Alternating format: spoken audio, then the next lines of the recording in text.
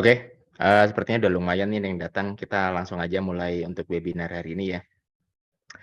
Sebelumnya kita mau greeting dulu. Assalamualaikum warahmatullahi wabarakatuh. Selamat pagi Indonesia, salam sejahtera untuk kita semua. Terima kasih sebelumnya untuk teman-teman yang sudah hadir di webinar pagi hari ini. Terima kasih atas atensinya ya, terima kasih sudah diberikan waktunya. Jadi di kesempatan pagi hari ini kita akan membahas tentang bagaimana sih cara memilih broker forex gitu ya. Jadi kita di sini memberikan sebuah informasi secara general ya. Jadi, bukan berpihak pada suatu institusi broker manapun, jadi kita coba memberikan, eee, info, tips yang saya dapatkan di 15 tahun terakhir saya berkecimpung di industri forex gitu ya. Jadi di sini teman-teman bakalan mendapatkan info bagaimana sih sebenarnya, cara kita memilih broker forex dari sisi kepentingan kita pribadi gitu ya. Karena tiap-tiap trader ataupun para investor gitu ya, ataupun sahabat pintar uang di sini kan, memiliki tingkat kepentingan yang berbeda-beda, kayak gitu. Maksudnya tingkat kepentingan yang berbeda-beda itu gimana? Nanti kita bakalan ngejelasinnya di webinar yang singkat aja kok ini. Kita nggak terlalu panjang kali lebar, jadi langsung aja ke intinya gitu, oke. Untuk teman-teman yang hadir di pagi hari ini kalau kalian ada pertanyaan silahkan ya. Sekarang saya akan coba share untuk, mmm,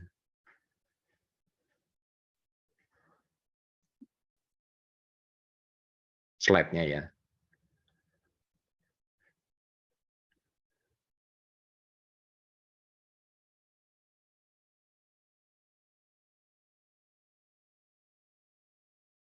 Oke, kalau teman-teman ada kendala untuk melihat screen sharing yang sedang kita sharing-kan, bisa diinfo ya, takutnya teman-teman nggak lihat gitu. Oke, kita lanjut ya teman-teman ya. Jadi sebelumnya selamat datang di webinar cara memilih broker forex.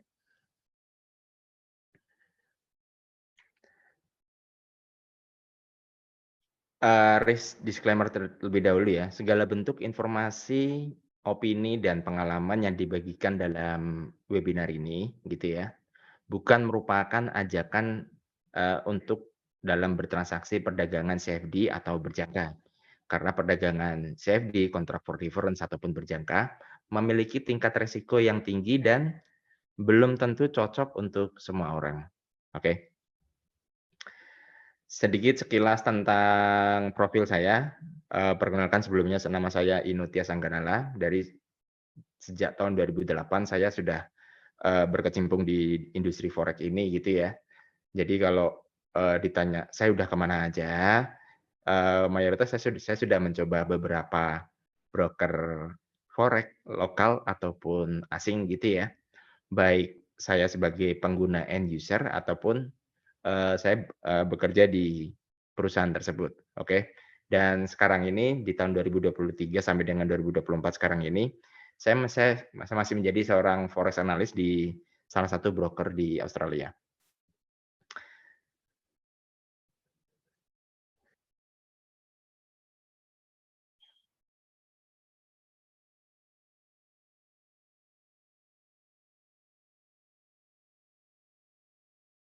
Dan kita masuklah pada satu pokok yang pertama ya, yaitu tentang regulasi. Jadi, mungkin teman-teman yang Indonesia kan juga sering mendengar betapa pentingnya sebuah regulasi gitu kan. Nah, tapi belum banyak teman-teman yang tahu regulasi yang mengatur, perdagangan berjangka di Indonesia ataupun yang di luar negeri, itu ada nggak sih kayak gitu kan. Jadi yang pertama, kalau teman-teman di sini yang masih sangat pemula ya, di sini kita mau sharing dikit. Yang pertama, di Indonesia itu ada namanya regulasi Bapepti, oke. Yang pertama jelas nih, yaitu tentang regulasi dari negara kita tercinta ya. Bapepti atau biasa disebut dengan Badan Pengawas Perdagangan Berjangka dan Komoditi ya.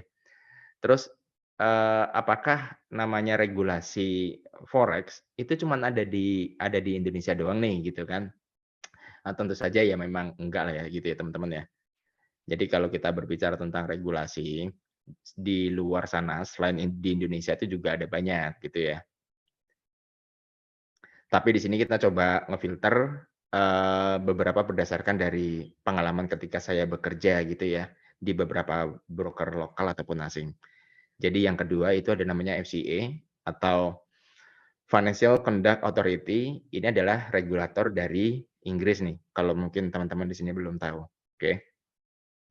Terus yang ketiga itu ada ASIC, yaitu Australian Securities and Investment Commission, itu dari Australia gitu ya. Dan yang keempat itu ada National Future Association, itu dari US atau Amerika. Dan yang terakhir, itu ada namanya CySEC ataupun biasa disebut dengan Cyprus Securities and Exchange Commission, kayak gitu. Jadi broker-broker, eee, yang terregulasi itu nggak cuma di Indonesia, di luar itu juga ada regulasi, broker forex gitu ya. Jadi nggak cuma Indonesia doang yang punya, kayak gitu. Sebelumnya, terima kasih buat, teman-teman yang di TikTok ya, yang tadi udah sempat berpartisipasi. Kalau kalian ke depan pengen ikutan webinarnya gitu ya, kalian pengen ikutan webinarnya, kalian bisa langsung, kepoin sosial media kita ya, ataupun langsung ke website dari Akademi Admiral. Di sana kita tiap minggunya selalu mengadakan, event-event entah webinar ataupun offline, di, website-nya Akademi Admiral, oke. Thank you buat teman-teman yang di TikTok sebelumnya. Assalamualaikum warahmatullahi wabarakatuh. Salam sejahtera untuk kita semua.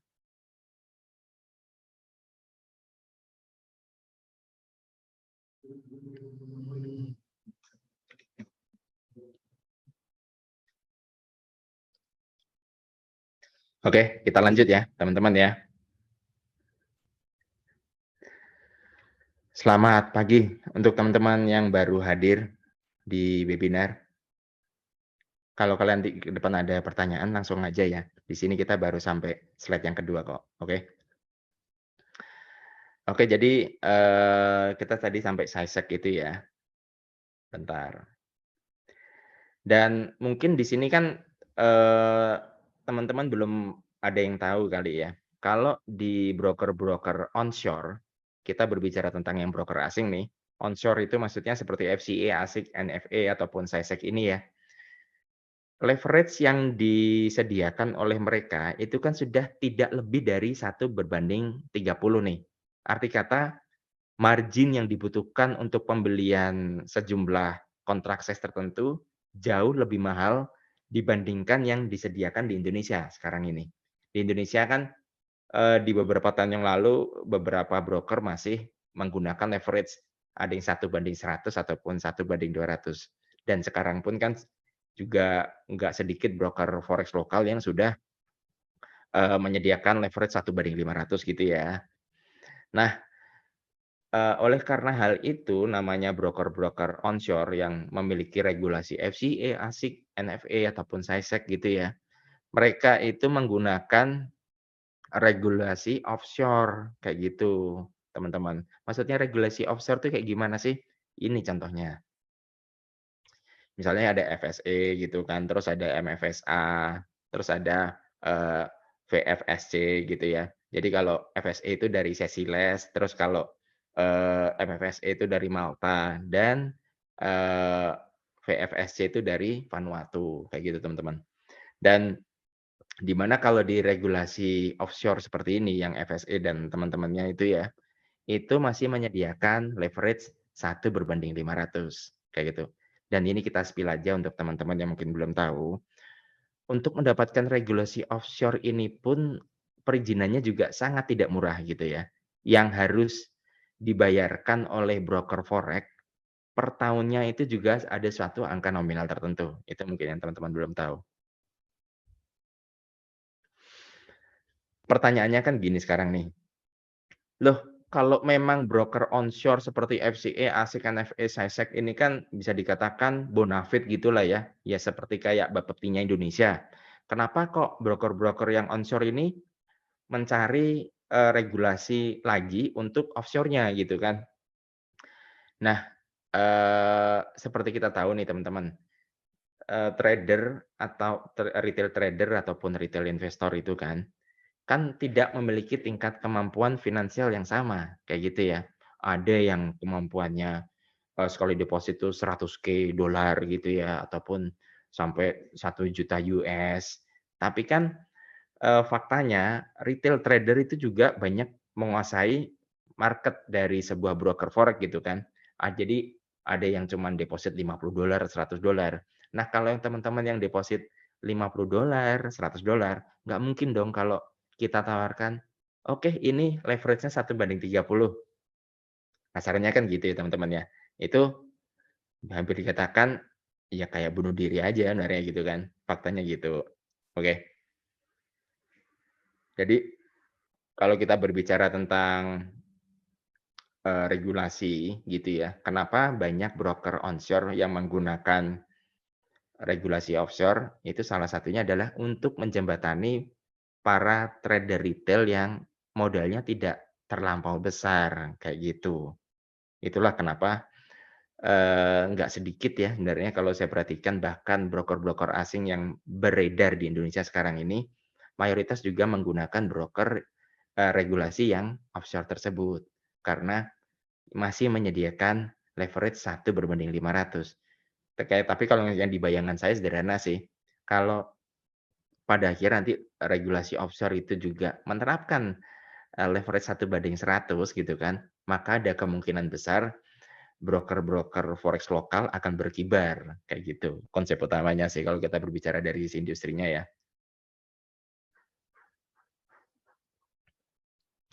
Oke.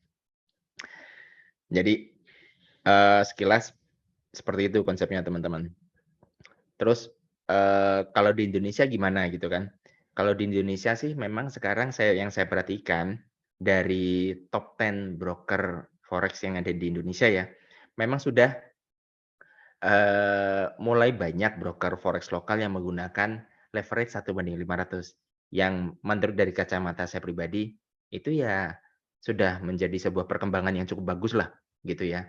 Sebelumnya kan leverage-nya 1/100, satu lot mengeluarkan margin 1.000 dolar gitu kan ya di beberapa tahun yang lalu. Tapi seiring perkembangannya waktu sepertinya teman-teman dari para regulator yang dari broker lokal nih sudah mulai melek, "Oh ternyata persaingannya industri forex di Indonesia tuh seperti ini loh," kayak gitu.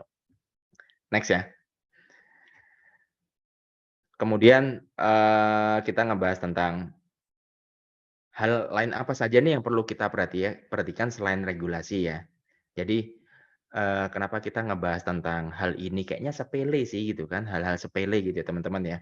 Hal-hal sepele karena, jujur saya sebagai pengamat ataupun praktisi industri forex di Indonesia selama kurun waktu 15 tahun terakhir gitu ya. Kadang-kadang kita kan merasa sedih ya melihat teman-teman kita ikutan sebuah program, dulu ya beberapa waktu yang lalu ada program robot trading yang secara konsisten tiap bulan, tiap minggu, kadang ada loss-nya, kemudian bisa mendapatkan sejumlah profit per bulan. Tapi ternyata, lembaga yang ditumpangi itu adalah, eee, tidak selayaknya sebuah broker forex beroperasi, kayak gitu. Makanya di sini kita ngangkat sebuah tema bagaimana sih kita memilih broker forex gitu kan. Salah satu tujuan utamanya ini untuk edukasi untuk teman-teman yang masih sangat pemula, kayak gitu loh. Jadi nggak sedikit ya, nah ya namanya juga orang kan mungkin ada lupanya, ada khilafnya gitu ya. Eee, pengen dapat set income yang konsisten, siapa sih yang nggak mau? Ya semua orang mau dan itu nggak salah, manusiawi aja gitu loh. Jadi makanya kita di sini memberikan sebuah literasi yang mungkin semoga ke depannya bisa bermanfaat untuk teman-teman ataupun masyarakat banyak gitu ya. Oke next kita, sekarang kita akan melihat hal lain apa saja yang perlu diperhatikan selain regulasi gitu ya. Yang pertama, ini jelas banget nih teman-teman. Jadi namanya website gitu ya, website itu kan penting banget gitu kan, karena namanya aja, oh katanya trading forex online. Nah, kan ada kata kunci online nih. Kalau online bentuknya apa? Apakah ruko gitu kan? Apakah warung jongko gitu kan? Apa warung nasi kucing atau gimana nih? Gitu kan. Jadi yang pertama jelas ini namanya juga bisnis online ya. Kalau nggak ada masa nggak ada website yang diakses gitu kan, kasarannya gitu kan. Terus yang, berikutnya tuh jadi kalau keberadaan website itu memang sangat penting gitu ya teman-teman ya. Di mana kita sebagai end user ataupun retail trader nih gitu kan, bisa melihat seluruh jasa yang ditawarkan di broker forex yang bersangkutan. Jasanya tuh apa aja sih yang ditawarkan di broker forex itu gitu kan. Yang termasuk di dalamnya penjelasan tentang regulasi, jenis akun trading gitu kan, platform yang digunakan, apakah MT4 dan MT5, apakah cTrader, ataupun platform trading lainnya, kayak gitu, ya. Mungkin sampai sini teman-teman ada pertanyaan nggak nih? Monggo ya kalau ada pertanyaan silakan. Ini kita sambil, masuk ke slide berikutnya sih. Yang kedua nih, layanan pelanggan. Kenapa saya bilang layanan pelanggan ini faktor yang paling penting sih kalau dalam kita memilih broker forex ya. Layanan pelanggan kalau dalam ini, hal ini saya lebih cenderung ke fokus layanan live chat. Jadi kalau kalian masuk ke sebuah website, biasanya di pojok kiri bawah, kanan bawah, ataupun di tengah-tengah layar sebuah website, itu ada kolom live chat gitu ya. Nah, kalau kita ngomongin faktor yang kedua ini, adalah salah satu faktor memang, yang membuat beberapa teman-teman kita terdahulu itu tertipu kasus, expert advisor gitu ya, ataupun robot trading, yang menelan banyak korban waktu itu. Faktanya kan seperti itu ya teman-teman ya. Nggak dikit loh, kenapa kita ngebahas ini, karena jumlahnya kayaknya kan bisa lebih dari ratusan miliar gitu loh. Faktanya gitu ya teman-teman. Jadi, ketika hal itu terjadi ya di beberapa tahun yang lalu terjadi sebuah penipuan seperti itu, jujur waktu itu saya sempat mereview broker forex yang digunakan oleh para scammer waktu itu, gitu ya. Di mana pada website tersebut sama sekali tidak ada layanan pelanggan atau live chat gitu loh, pada websitenya.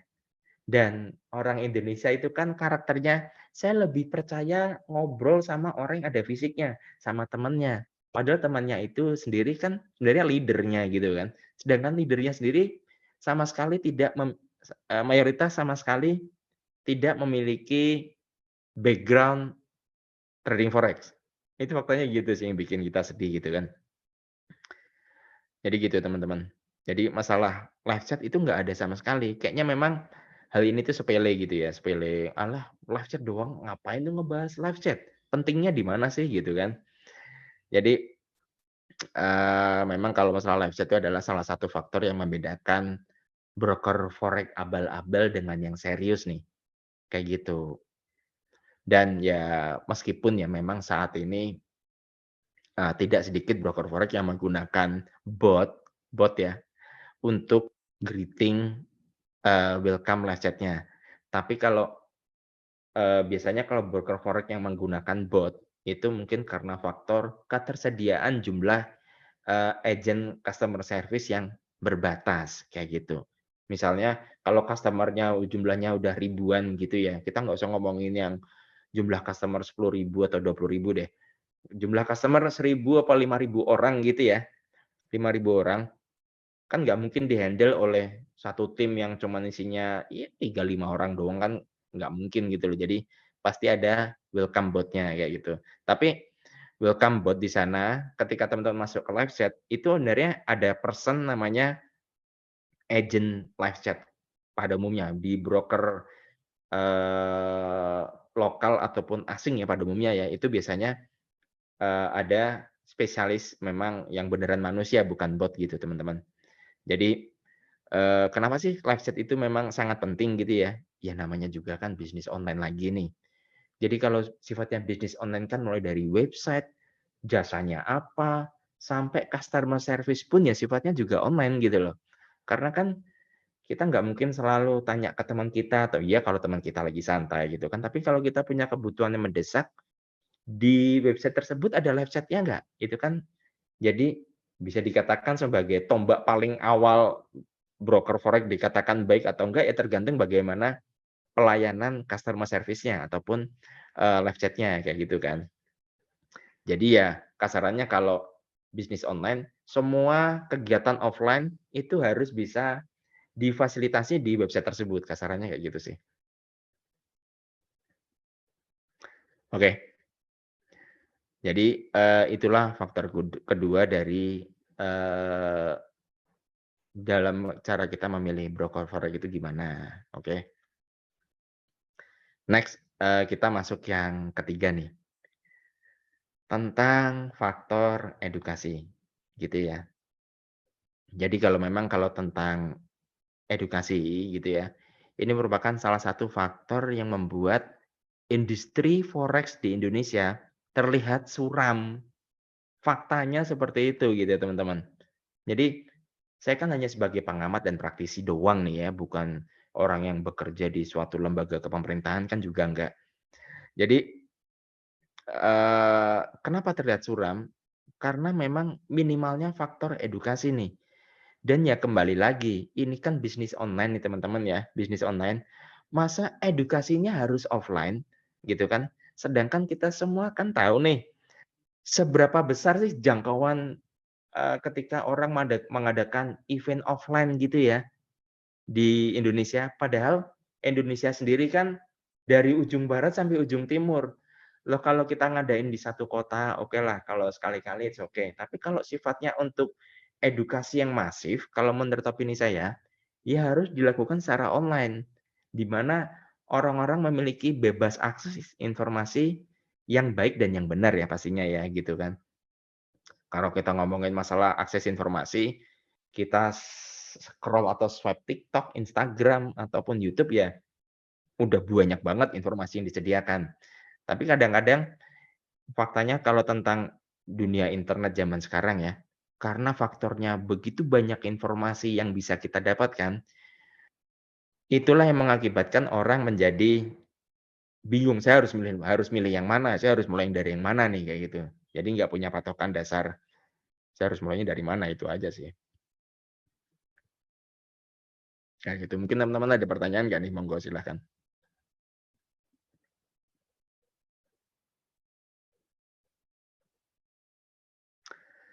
Kita spill aja ya. Faktanya kalau tentang edukasi forex nih di Indonesia. Bahkan nih, top 10 broker forex di Indonesia ya, itu ya, top 10 broker forex in Indonesia di jajaran top 10, broker forex di Indonesia ya, itu baru melakukan edukasi online gitu ya.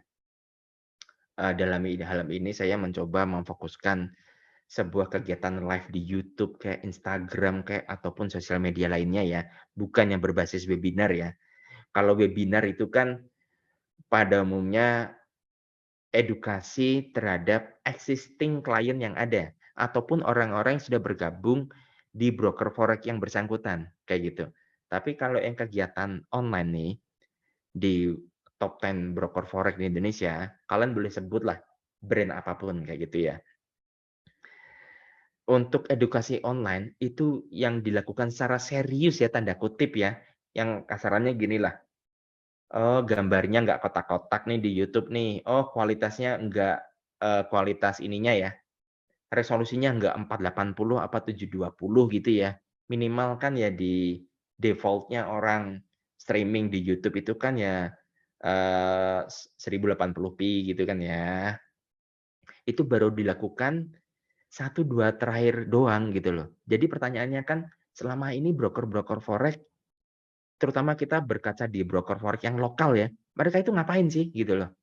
Apakah hanya menyibukkan mencari evergreen client over and over again gitu kan, kemudian terjadi sebuah loss, margin call atau bahkan stop out, kemudian dilakukan retention, "Pak, ini ada momen bagus, ini sayang kalau dilewatkan." Apakah hanya seputar itu saja gitu kan? Tapi memang faktanya seperti itu. Kenapa saya berani ngomong kayak gitu, ya karena saya dulu pernah terjun langsung bekerja di sebuah broker forex lokal ataupun asing. Bunyinya seperti itu faktanya gitu loh.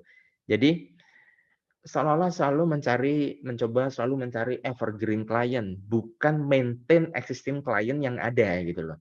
Itu fakta industri Forex di Indonesia seperti itu. Kita nggak berbicara tentang broker forex lokal doang ya. Maksudnya para praktisi mulai dari introducer broker lah, para edukator lah atau apa, itu mereka entah kenapa kok konsepnya itu lebih memilih evergreen klien yang, sorry kalau saya blak-blakan, untuk yang gampang dikadal-kadalin doang gitu ya, faktanya gitu sih. Faktanya gitu teman-teman. Oke ya, kita lanjut ya. Jadi, kalau kita berbicara tentang edukasi, itu penting banget. Maksudnya penting banget gini, misal kalau kalian milih broker forex nih, baik lokal ataupun asing gitu ya, memang keterbatasan dalam bahasa itu bagi saya itu sangat penting. Sorry. Kadang kan kalau kita pengen belajar nih, oke saya pengen serius mempelajari sebuah sistem trading apa gitu ya. Tapi kalau bahasa yang disampaikan dalam bentuk bahasa Inggris, kalau saya pribadi, saya memiliki tingkat kesulitan. Ini orang ngomongin apaan sih gitu kan ya.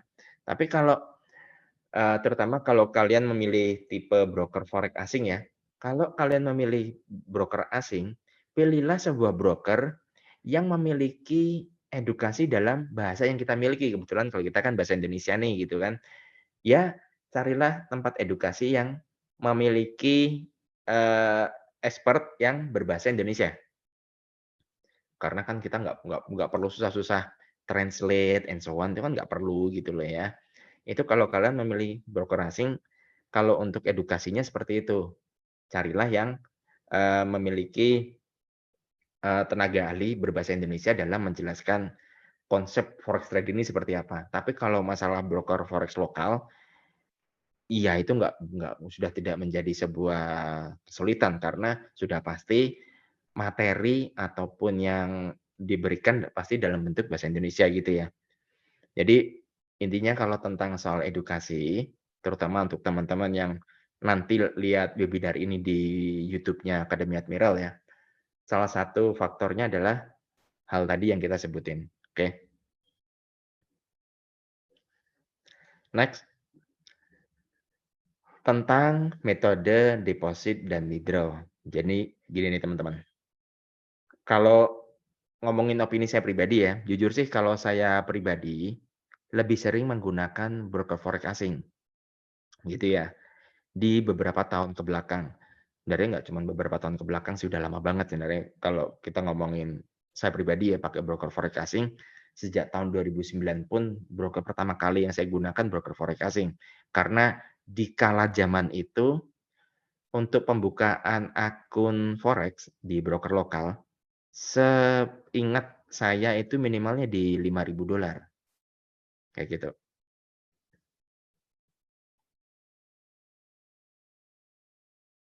Dan di tahun 2009, waktu itu leverage dari broker forex lokal masih di 1/100, masih kolot loh, kayak gitu. Bahkan leverage 1/500 kan, di Indonesia ya, broker forex lokal ya, itu belum lebih dari 5 tahun yang lalu. Masih baru-baru doang, leverage 1/500. Oke. Jadi kalau jujur sih kalau soal masalah metode deposit withdraw nih ya, kalau kita ngebahas tentang, metode deposit dan withdraw, jelas kalau broker forex lokal gitu ya, kalau lokal, yang kalian perhatikan, tipsnya nih kalau kalian masalah metode deposit withdraw, yang kalian perhatikan adalah tujuan transfer harus sesuai yang terdaftar di KBI. KBI itu, clearing berjangka Indonesia yang diawasi oleh Bapepti. Jadi masing-masing broker forex lokal, kalau kita mau deposit, itu ada nomor rekening gitu ya, yang disertakan. Dan di website-nya juga harus, tercantum gitu kan. Kalau saya mau deposit saya kemana? Dan jangan sampai nanti teman-teman itu transfer ke atas nama orang. Karena juga sempat ada kasus di entah tahun berapa ya saya lupa, terjadinya sebuah penipuan gitu kan, di mana broker forex-nya nggak melakukan penipuan, tapi yang melakukan penipuan itu kan si oknum lah kasarannya gitu ya. Si, klien atau si trader ini melakukan deposit ke nama orang tapi broker yang digunakan broker forex lokal. Itu pernah ada kondisi seperti itu. Dan kita broker forex-nya mah fine-fine aja, tapi yang berulah kan oknumnya ternyata, kayak gitu. Dan itu kan sekali lagi karena minimnya literasi masyarakat tentang, "Ya penting percaya aja deh Pak," kayak gitu kan gitu ya. Faktanya Indonesia kan terlalu menggampangkan lah kasarannya, terlalu menggampangkan, proses gitu kan, faktanya seperti ini. Jadi, udahlah main percaya ajalah, transfer-transfer aja, kayak gitu kan, faktanya seperti itu teman-teman. Jadi gitu tentang, diawasi oleh KBI, Clearing Berjangka Indonesia gitu kan, sorry, terdaftar di KBI dan diawasi oleh Bapepti, itu kalau tentang broker forex lokal. Dan sekali lagi jangan sampai nih, kalian transfernya itu ke atas nama perorangan ya, karena memang sekali lagi nggak sedikit ya faktor penipuan kayak gitu loh, transfernya ke nama perorangan, kayak gitu. Dan kalau temanya, kalau untuk broker forex asing nih, pastikan juga kalau ketika kalian transfer, juga sesuai yang diinformasikan pada halaman deposit dan withdraw-nya, kayak gitu loh. Oh transfer di sekian sekian sekian sekian sekian sekian sekian gitu kan, eee, pastikan itu memang kalian dapatnya itu dari websitenya, bukan dari perorangan lagi gitu ya. Takutnya entar kalian kena tipu juga lagi gitu loh, gitu. Cuman bedanya kalau broker forex asing nih, pada umumnya menggunakan floating rate. Floating rate itu ya kurs yang berjalan sekarang ini, kayak sekarang kan dolar itu sekarang di berapa sih? Kok jadi penasaran ya. Dolar itu kurang lebih sekarang kan di 16.400-an. Ya 16.500 lah kita buletin ke atas gitu ya. Jadi rate yang digunakan itu floating rate kalau untuk broker asing, kayak gitu. Cuman kalau broker lokal sekarang, deposit broker lokal ya, kalau dulu sih $1 Rp10.000 itu ada. Tapi kayaknya kalau, survei saya ya, ke teman-teman yang masih bekerja di broker forex lokal, sekarang fixed rate-nya itu di Rp14.000 per $1. Sepertinya untuk fixed rate 10.000 udah nggak ada deh, kayak gitu. Jadi untuk broker lokal sekarang fixed rate-nya, kalau kalian mau deposit, $100 itu ya dikali aja di Rp14.000 kayak gitu. Dan juga kalau untuk broker asing nih, itu, salah satu kelebihannya juga memiliki metode deposit withdraw yang banyak. Metodenya ya, mulai dari transfer antar bank lokal, terus pakai virtual account gitu ya, VA ya, pakai QRIS, pakai OVO, pakai USDT, terus pakai kartu kredit pun juga bisa. Ataupun, teman-teman, "Saya nggak suka pakai yang metode kayak gitu-gitu, Pak. Saya sukanya langsung yang melakukan wire transfer gitu ya, sorry, melakukan wire transfer langsung ke brokernya nih. Jadi kita pakai falas bener gitu ya, ke bank gitu kan. Saya mau transfer $10.000, $20.000 langsung ke, segregated account dari broker asing itu tersebut juga bisa gitu loh, kayak gitu. Dan sekarang kita masuk ke faktor yang, berikutnya nih, tentang reputasi. Jadi gini teman-teman, kalau di Indonesia ya, jumlah broker forex lokal itu kalau nggak salah sekitar 60-an broker, gitu kan. Nah, pertanyaannya kita sebagai pemula nih, gitu kan, saya harus pakai broker yang mana nih? Apakah menggunakan broker yang top 10 gitu kan, atau broker yang mana yang memang memiliki tingkat reputasi yang bagus gitu loh. Dan memang jujur aja sih kalau kita ngomongin faktor yang terakhir ini gitu ya teman-teman ya. Faktor yang terakhir ini memang bakalan sedikit jadi PR gitu kan. Apalagi kalau tipikal teman-teman itu adalah yang gerusa-gerusu gitulah ya, gerusa-gerusu itu maksudnya pengen cepetan trading. Tapi kalau dari opini saya memang, review end user ataupun reputasi broker ini juga salah satu faktor yang penting. Jadi end user kan ngelihat nih, entah reviewnya negatif kek, entah reviewnya positif kek, at least kan kita bisa ngelihat, oh ada kok orang yang pakai ini dengan segala bentuk kelebihan dan kekurangannya. Tapi kalau kalian perhatiin ya, review broker positif terus, kadang suka mikir nggak sih, masa sih nggak ada kurangnya gitu kan ya, gitu kan. Jadi semua broker itu pasti memiliki, kekurangan masing-masing kayak gitu loh. Cuman kalau di Indonesia, saya sendiri jujur sih belum menemukan sebuah situs atau pojok atau sebuah portal yang membahas tentang reputasi dari masing-masing broker forex lokal. Itu saya belum nemuin nih sayangnya kayak gitu.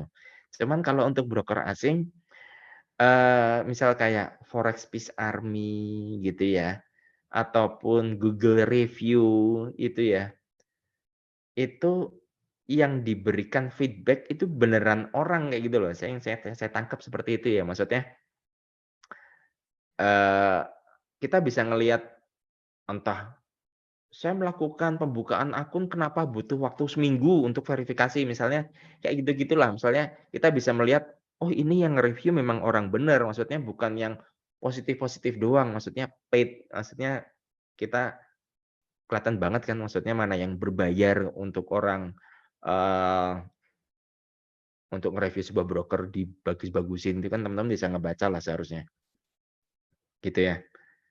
Cuman kalau dari broker asing banyak sih maksudnya, review ataupun portal pojok yang membahas tentang review broker, baik dari sisi jelek ataupun bagusnya seperti apa, kalau broker asing itu kan lebih cenderung blak-blakan nih, gitu teman-teman. Ya, membahas floating rate saya masih bingung, kok bisa broker lokal bisa pakai fixed rate ya? Apa mereka tidak rugi dengan fixed rate? Pak Wendy, jadi gini Pak, eee, saya nggak bisa buka di sini sih Pak, sebenarnya kalau untuk kenapa kok bisa fixed rate gitu ya? Sedangkan apakah bursanya memungkinkan sebuah perdagangan yang fixed rate gitu kan?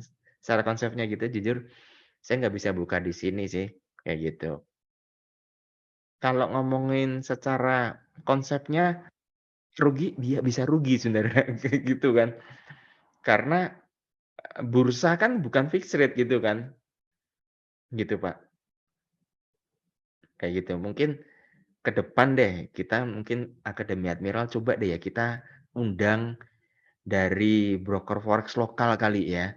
Itu pertanyaan, ini kan sebenarnya sangat bagus kan. Kalau pakai fixed rate kalian apa nggak rugi nih gitu kan dari sisi konsep, eee, industrinya ya gitu kan. Kalau dihitungan bodohnya kita yang orang awam ya pasti bilang pasti rugi, Pak. Rugi deh, bener dong. Dolarnya 16.400 kok, kita bisa ngasih dolarnya, deposit dan withdraw-nya di 14.000. Nah terus mereka nombokin 2.400-nya dari mana? Gitu, gitu sih Pak Wendy. Cuman kalau untuk konsep liar ini, mohon maaf saya nggak bisa, komentar secara online seperti ini sih gitu, Pak. Gitu ya. Thank you Pak Wendy udah, bertanya nih. Untuk teman-teman lain silahkan lah ya, monggo loh ya. Di sini kita coba konsep dari webinar ini kita coba, secara general ya, maksudnya tidak memihak ke broker asing ataupun ke lokal, enggak. Kita coba fair nih, kayak gitu loh. Karena kalau ngomongin bagaimana cara memilih broker Forex yang baik dan yang benar gitu kan, biasanya kan under suatu brand tertentu gitu ya. Nah, di sini kita coba untuk secara fair aja dari opini saya, dari pengalaman saya pribadi sih. Oh, kalau lokal tuh gini, oh kalau asing tuh kayak gini gitu loh. Apakah asing selalu baik, apakah lokal selalu baik, kan enggak gitu loh. Jadi saya coba menjembatani kalau lokal tuh gimana, asing gimana ya gitu.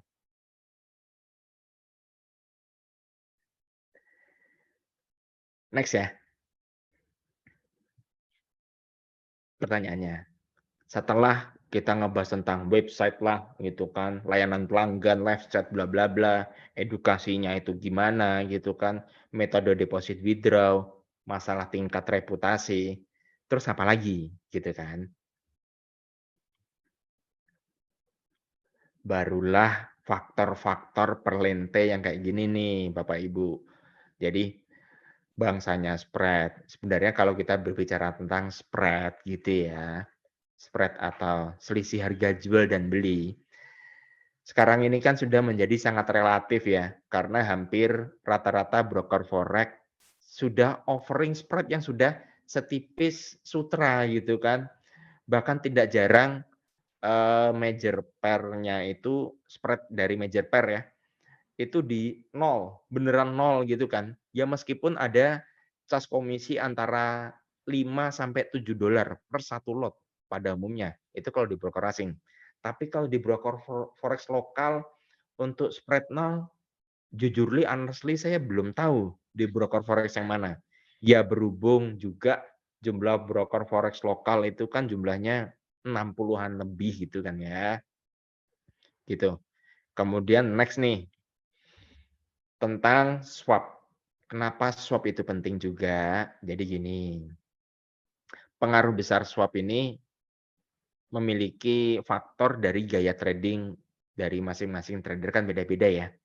Ada yang tipikal, hold posisi dalam waktu yang lama terutama, kayak gitu. Jadi kalau teman-teman yang hobinya hold posisi sampai berminggu, berbulan, bahkan berganti tahun, faktor swap atau biaya inap bunganya itu perlu diperhatikan.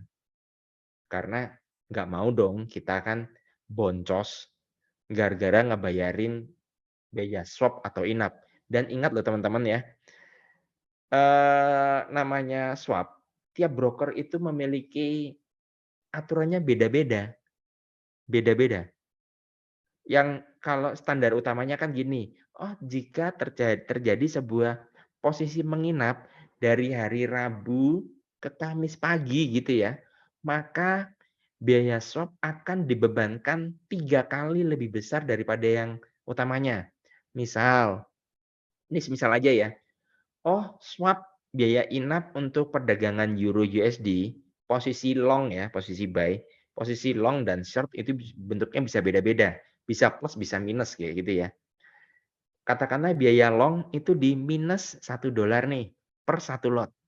Kemudian teman-teman punya posisi menginap, posisi long satu lot di Euro USD dari Rabu ke Kamis. Nah itu biayanya menjadi minus $3. 3 kali lebih besar dari standar awalnya. Kayak gitu teman-teman. Selamat pagi Pak Andre, morning. Monggo ya kalau ada pertanyaan. Pak, bagusan broker OTC atau hybrid ya, over the counter atau hybrid ya? Dan satu lagi, non dealing desk mungkin maksudnya ya. Satu lagi tipe dealing desk. Jadi gini, Pak Andre, kalau dari opini saya pribadi, jujurly, bentar nih saya klik jawab dulu ya. Jadi begini Pak Andre, kalau dari opini saya pribadi, jujurly, honestly ya, kalau saya pribadi, saya nggak urusan. Itu mau over the counter kayak, mau non dealing desk kayak, mau tahu hybrid kayak gitu ya. Kalau broker kita beneran lempar ke LP kayak gitu ya, nggak ada orang yang tahu selain orang dealing desk-nya itu sendiri. Dan fakta membuktikan, saya kan juga hobinya keluar masuk broker forex lokal dan asing nih. Nggak bakalan ada yang ngasih tahu kok, gitu loh. Bahkan kita di internal company tersebut. Nah, kebayang kan kalau kita cuman retail trader atau end user, kira-kira bakalan nggak sih di-spill, apa namanya, rahasia mereka gitu kan. Kenapa saya tidak terlalu peduli over the counter, hybrid, non-dealing desk, atau apapun ya. Kalau saya pribadi sih jujur yang saya perhatikan, masalah faktor yang tadi yang kita bahas, kayak gitu, Pak, yang kita bahas. Dan terutama kalau dari sisi trading yang saya perhatikan adalah tingkat kualitas koneksinya. Kalau anak-anak gaming biasanya nggak tahu sih istilah ping time, antara koneksi yang kita miliki dengan respon terhadap server yang mereka miliki, ping time. Nggak lucu kan, kita belinya di jam, eee, katakanlah kita beli nih, klik buy, jedek gitu ya, baru tereksekusi 5 detik kemudian. Kebayang nggak sih, Pak? 5 detik itu lama kalau bagi saya, karena saya tipikal, trader intraday, kayak gitu ya, yang open dan close di hari yang sama, kayak gitu. Itu sih, Pak, kalau opini saya ya. Jadi seringkali kita itu, terlalu ngebahas banyak hal, bagus sih bagus gitu ya untuk literasi kita, tapi kadang-kadang kita perlu bertanya ke diri kita pribadi, pengaruhnya di mana nih terhadap, eee, hasil ataupun pengendalian resiko yang akan kita terapkan di market, terhadap broker OTC, hybrid, non dealing desk ataupun bahkan broker bandar sekalipun, kayak gitu, Pak. Yang satu lagi, seperti XM itu tipe broker apa, Pak? Jadi kalau untuk, eee, XM, Hot Forex, Exness atau apapun itu ya, jujur saya kembali lagi Pak Andre ya, jujur saya nggak terlalu urusan gitu loh, mereka itu apakah mereka broker bandar and so on itu saya nggak terlalu urusan. Kalau jujur kalau dari sisi end user kan yang kita baca gini, eee, dari sisi finance ya, entah bentuk deposit ataupun withdrawal, mereka ini ada trouble nggak sih? Kayak gitu. Itu kan kalau sesederhananya memilih broker forex kan gitu ya. Untuk deposit dan withdrawal-nya ada problem nggak sih? Kayak gitu. Itu aja sih, Pak. Kalau soal broker mana, teman-teman mau pakai broker apapun gitu ya, as long as, bisa menjembatani, eee, maksudnya menjembatani kebutuhan kalian dalam bertransaksi, ya maka go on aja, kayak gitu. Tapi kalau misal teman-teman di sini ada masalah dengan spread spread gitu ya, ada masalah dengan swap, kayak gitu ya begitu banyak broker yang bisa kita pilih gitu loh, di luar sana, kayak gitu. Cuman memang ya kita harus meluangkan waktu lagi untuk mereview kembali gitu loh. Jangan pak kalau saya saran saran saya pribadi sih jangan pakai istilah saran temen jangan. Apalagi itu kan itu uang-uang kita ya, kita ngeluarin sejumlah nominal gitu kan ya untuk trading, jangan pakai kata temen lah kalau bisa. Jadi sebisa mungkin misal teman nawarin apa-apa bla bla bla bla bla gitu ya, broker ini. Tapi semuanya sebisa mungkin kan ya kita yang mengambil keputusan, "Ini broker ini cocok nggak sih sama gua ya?" Gitu kan. Kayak gitu aja sih, itu Pak.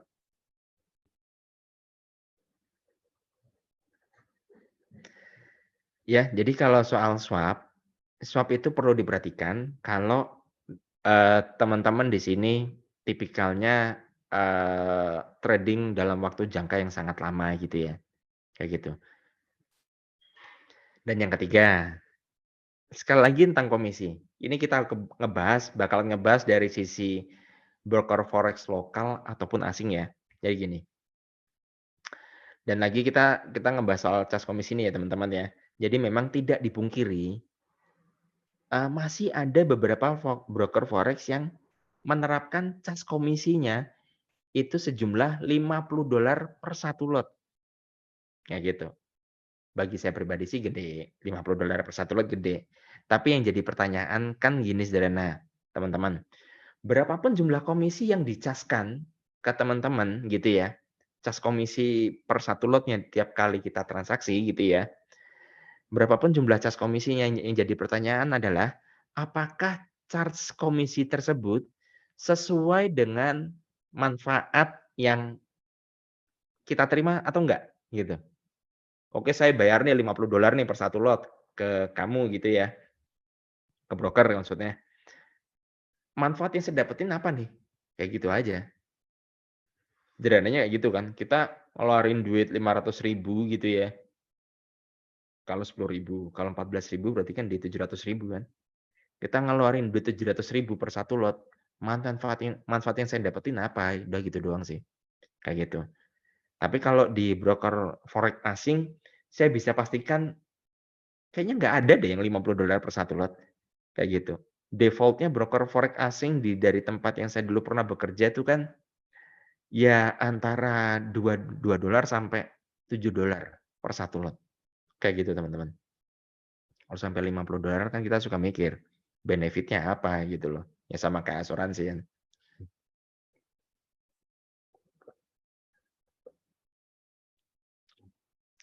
Oke, yang keempat nih teman-teman, kita sekarang berbicara tentang yang keempat. Jadi kalau di broker forex asing, itu ada sebuah posisi yang namanya account manager. Account manager itu adalah, gimana ya kalau kita gambarinnya ya, mungkin istilah account manager di sini ada beberapa teman-teman yang di sini belum familiar gitu kan, belum familiar. Jadi account manager itu sebenarnya adalah, seseorang yang secara eksklusif gitu ya teman-teman ya, secara eksklusif menangani segala keluh kesah teman-teman dalam transaksi gitu ya. Mulai dari soal hal teknis nih, hal teknis itu misalnya MT4, MT5 saya mati kek, gitu kan ya. MetaTrader 4 saya, MetaTrader 5-nya lagi disconnect gitu kan. Terus, sampai banyak sih sebenarnya kalau account manager kerjaannya tuh apa sebenarnya banyak. Tapi mayoritas kalau account manager di broker asing itu konsepnya adalah untuk partnership kayak gitu atau untuk kerjasama kayak gitu. Cuman kalau kita ngebahas tentang faktor account manager di webinar ini bakalan panjang karena Eee, cabang pembahasannya banyak banget gitu ya, teman-teman. Terus yang kelima nih, jadi gini teman-teman, mungkin teman-teman di sini belum banyak yang tahu ya, kalau di broker forex itu sebenarnya juga ada faktor partnership ataupun kerjasama.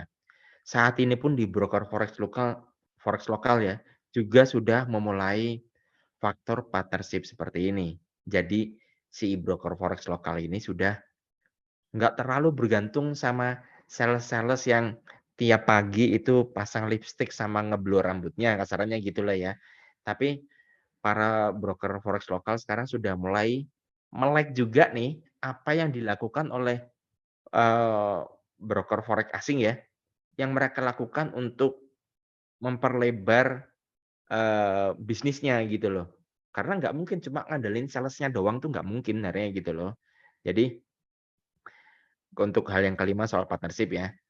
Jadi kalau nggak sedikit dari teman-teman, di luar sana ya, itu yang menjadi seorang introducer broker, kayak gitu. Mungkin kalau teman-teman yang hobinya nge-swipe TikTok ataupun Instagram itu kan ada ya, introducer broker, di mana di sistem kerjasama seperti ini ketika teman-teman menjadi seorang introducer dari sebuah broker yang pada umumnya ya, entah di forex, broker forex lokal ataupun asing, itu memungkinkan teman-teman bisa mendapatkan sejumlah komisi dari hasil transaksi dari orang-orang yang direferensikan. Dan untuk jumlahnya pun macam-macam ya teman-teman ya. Ini kita berbicara tentang per satu lotnya. Jadi, ada yang menerapkan komisi yang teman-teman dapatkan itu bisa, dari sebaran spread. Misal spread-nya XAU berbanding USD gitu ya, itu spread-nya di 50. Oh, Anda sebagai seorang partnership atau introducer broker, Anda bisa mendapatkan 50%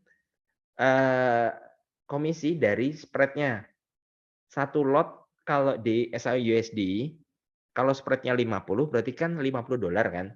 Kalau angkanya itu 50% dari spread, berarti teman-teman mendapatkan $25 setiap kali terjadi sebuah transaksi per satu lot, kayak gitu. Jadi bisa pertama itu bisa dari, sebaran spread gitu ya. Yang kedua, ada juga broker-broker forex lokal ataupun asing yang sistem pembayaran komisinya berdasarkan fix komisi. Jadi misal, oh kalau untuk forex, komisinya di, $10 per satu lot gitu misalnya. Jadi bukan berdasarkan jumlah, sebaran spread-nya, kayak gitu.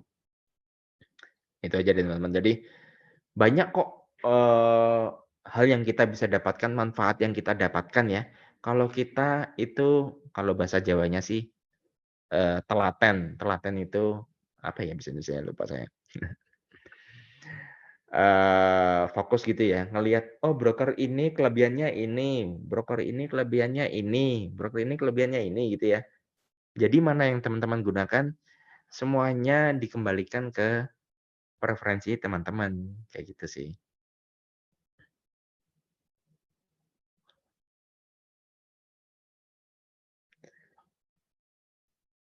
Telaten dan gigi persisten, betul. Itu aja sih teman-teman. MT5 ini sebenarnya apa dan gimana ya Pak? Sering dengar namun belum sempat googling.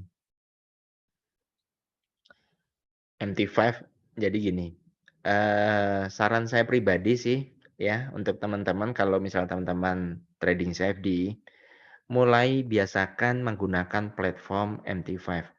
MT5 itu sebenarnya versi lanjutan dari MT4. Kalau secara kita ngomongin secara fitur nih, kalau untuk fitur dari MT5 jauh berlimpah ruah sebenarnya. Banyak banget yang bisa kita dapatkan dari platform MT5 gitu ya, gitu Pak. Sama kayak eee, MT5 itu kan platform trading, nah gitu. Dan ingat platform trading nggak cuman MetaTrader ya, banyak kok yang lain sebenarnya. Sepengalaman saya pribadi pun saya pakainya, CTrader, platform CTrader, kayak gitu,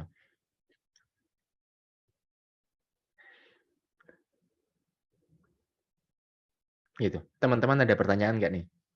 Kayaknya ada yang telat baru datang nih. Tapi nggak apa-apa sih, tenang aja video ini bakalan di-upload di YouTube, mungkin 3 bulan ke depan.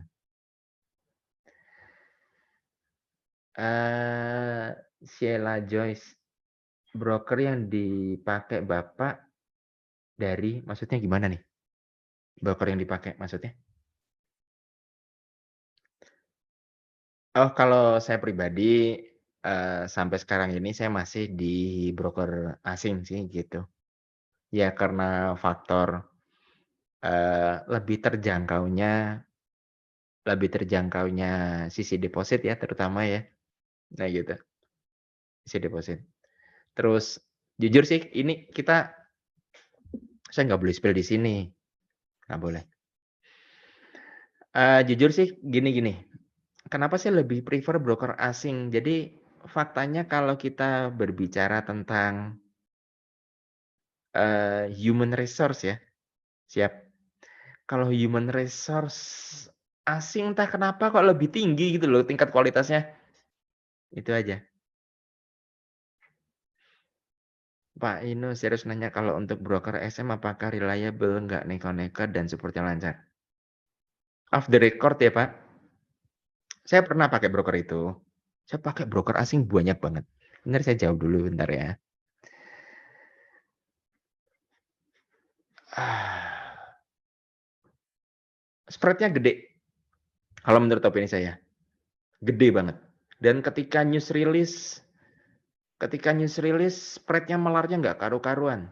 Itu bagi saya bermasalah, karena saya tipikal, eee, intraday trader ya, maksudnya open dan close di hari yang sama, di mana besaran spread itu, eee, sangat berpengaruh lah. Kebayang nggak sih harganya melar melar melar, level stop loss, level take profit kan bisa nggak karu-karuan maksudnya gitu loh. Black pepper, stick bukan sih? Nggak tahu ya, black pepper apa men? Nggak serius. Kayaknya Bu ya? Bu Sheila ya? Exnas itu kan,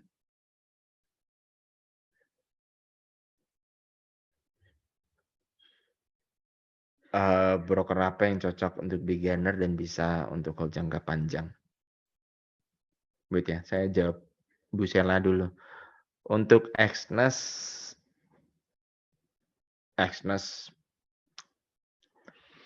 mirip-mirip sih. XM, Hot Forex, Exnes bagi saya mirip. Bagi saya mirip. Udah nyoba semuanya kok saya, kayak gitu. Udah nyoba semuanya.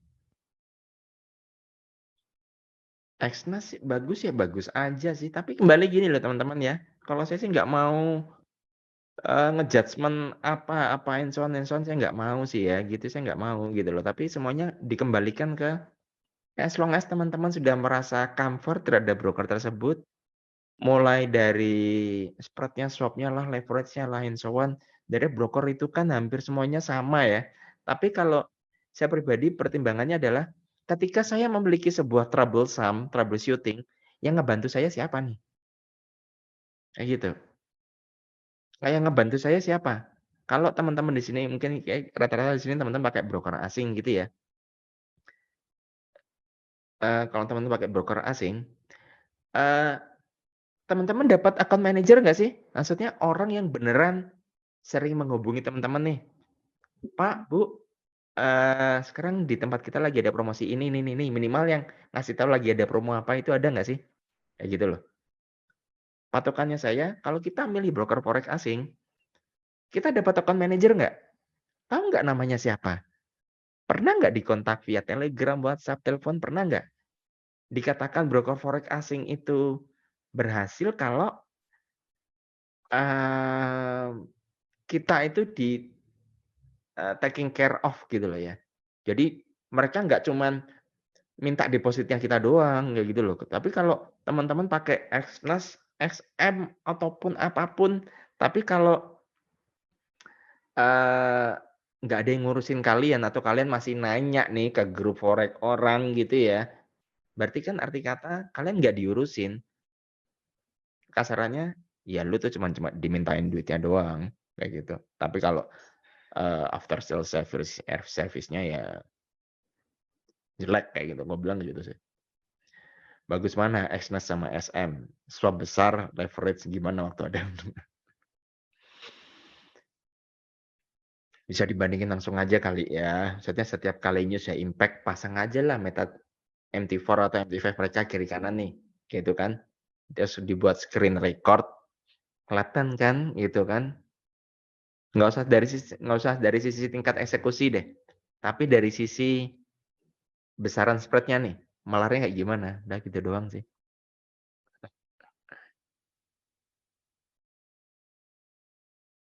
Saya punya clue sederhananya sih teman-teman, broker forex itu banyak sih kayak gitu. Nah support itu maksudnya yang troubleshooting-nya lancar broker apa, secara semuanya kan serba online, urusannya dengan broker forex ini dan broker forex apa yang punya account manager untuk masing-masing klien. Pertanyaan bagus nih. Jadi gini Pak, eee, setiap broker forex idealnya ya, entah lokal ataupun asing setiap terjadi pembuatan akun, kita baru ketik nih, cara bla bla bla bla, kita register, kita verifikasi and so on bla bla bla bla bla bla.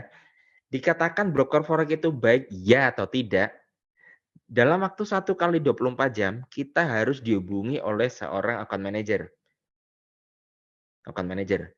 Dan lebih bagus lagi, lebih say lagi, itu kalau berbahasa Indonesia dong. Lu kebayang nggak sih telepon gitu kan, "Halo ya, ya, my name is bla bla bla bla," kan nggak enak kalau orang ngomong bahasa Inggris. Tapi kalau account manajernya itu berbahasa Indonesia kan kita nggak perlu translate, bener nggak sih? Kalau saya sih gitu ya, faktor keberadaan orang berbahasa Indonesia masih sangat penting. Kadang kita ngomong bahasa Inggris apa, gitu kan, mereka nangkepnya apa, kita pengennya apa, kan faktanya gitu. Itu faktanya gitu, troubleshooting. Jadi apapun nih teman-teman, entah kalian pakai broker forex asing ataupun lokal, kalau jujur kalau saya pribadi, saya lebih menekankan ke after sales service. Entah saya deposit $100 ataupun dulu saya juga pernah deposit, 10K, 20K gitu ya. Jadi ya patokannya, ah, saya ngerasa diurusin nggak sih? Saya udah ngemasukin sejumlah nominal loh gitu kan. seberapa kecil pun ataupun seberapa besar pun, itu patokannya. Karena saya sangat menjunjung tinggi istilah, ah, customer satisfaction, itu Pak, konsepnya. Kalau untuk broker apa yang cocok untuk beginner untuk bisa hold jangka panjang Bitcoin, Bitcoin serius Pak, ingin dijadikan sebagai long term gitu, serius nih. Apalagi temanya contract for difference ya, lebih baik dipikirkan kembali kalau untuk long term, terutama untuk contract for difference. Tapi kalau untuk, Bitcoin yang on spot ya, tanpa leverage ya, mungkin bisa menggunakan yang non broker ya, non CFD maksudnya, kayak gitu. Thank you banget nih teman-teman yang udah bergabung di pagi hari ini. Tadi kita sempat live bentar juga di TikTok, nge-spill lah gitu ya.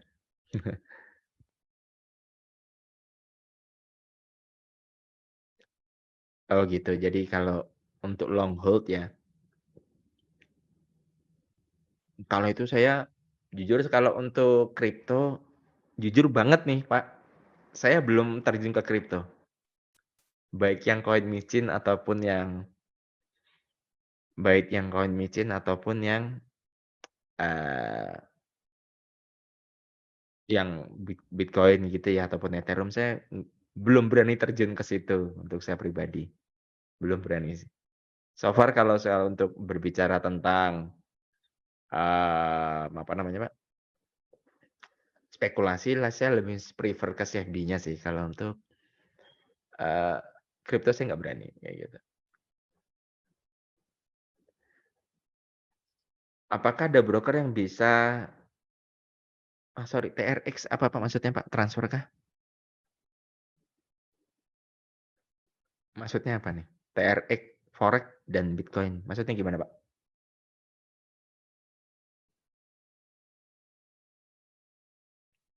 Banyak kali Pak, tapi kalau yang, eee, trading Forex dan, Bitcoin yang non CFD, sepengamatan saya belum ada ya.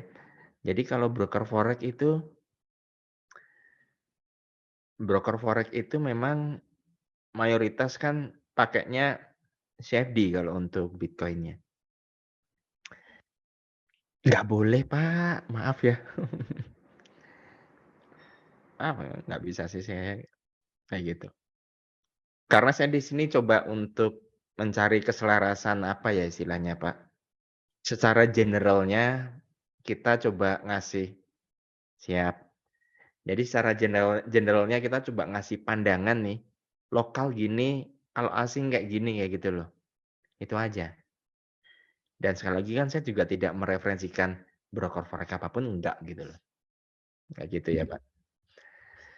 Oke, thank you banget nih, teman-teman yang hadir di pagi hari ini ya, udah nyempetin ya. Mungkin ada beberapa teman-teman yang baru selesai pulang ibadah gitu kan, atau yang baru, lagi kumpul-kumpul sama keluarga nyempetin ke acara event kita. Oke, sebelumnya terima kasih waktunya teman-teman. Assalamualaikum warahmatullahi wabarakatuh. Selamat pagi Indonesia. Salam sejahtera untuk kita semua. Maju terus trader dan investor Indonesia.